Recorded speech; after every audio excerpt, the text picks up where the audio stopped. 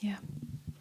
Again, we speak a lot about falling into openness, falling into the unknown, living as the unknown, living as openness.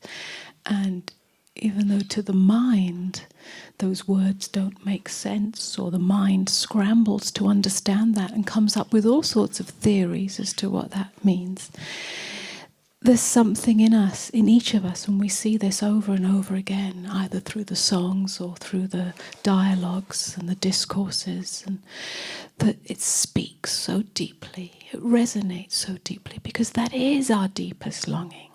That is the freedom that we're seeking. The freedom from our own mental narratives, the freedom from the seeming problems, the freedom from the clenched fist in the belly, the freedom from the armouring around the heart, the freedom from the defendedness of the personality self. That's what we're really seeking through everything that we're doing. And so it speaks to that, and yet it's not a language that is spoken in the ordinary world, because it's not...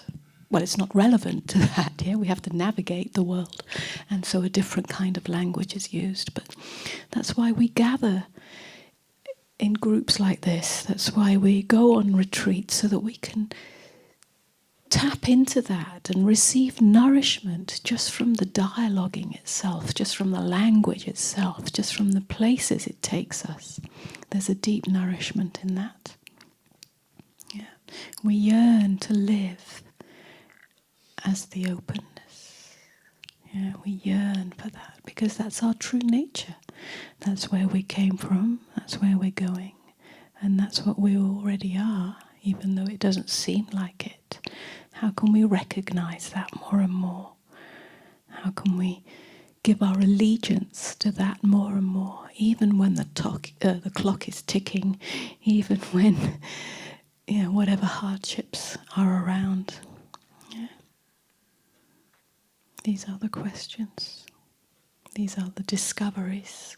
And that discovery doesn't happen according to the mind's time frame. It happens as we soften. It happens as we start to trust ourselves. Trust ourselves in listening more deeply, in speaking more deeply, in questioning more deeply. Then it starts to happen by itself. So the answer doesn't come according to the mind's expectations. It doesn't come in the form that we expect it to.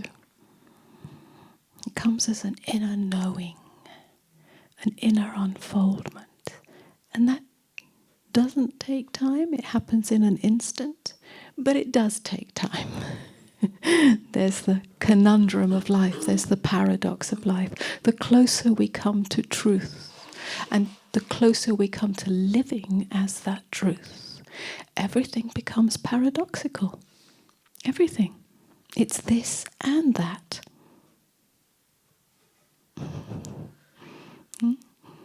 It's human and divine. It's messy and it's perfect. It's time-bound and it's timeless. It's relative and it's absolute. It's form and formless. Everything becomes paradoxical. We start to live as that, because truth is not an end point. Truth is not an answer. Truth is not a belief system. It's an open-endedness within us. And that's where the freedom is. It's not a freedom that negates our human experience with all its challenges, with all its ups and downs, with all its losses. It's a freedom that allows us to live at peace with all that, even when it's not peaceful. It's a deep acceptance of what is. It's a freedom that wipes away all the cover-ups, everything we tell ourselves in order to protect ourselves, to pretend that we're safe, to imagine a perfect destination. Those are the layers of defendedness, all the cover-ups, all the strategies that we create, mental strategies, emotional strategies, energetic strategies to get what we think we want from life in order to feel safe, in order to feel comfortable, in order to feel special, in order to feel loved. But these cover-ups end up being our prison.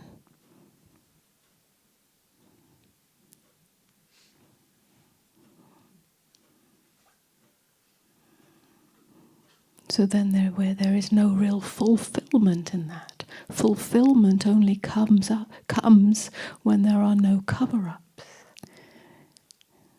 It's the fulfillment of freedom. Internal freedom.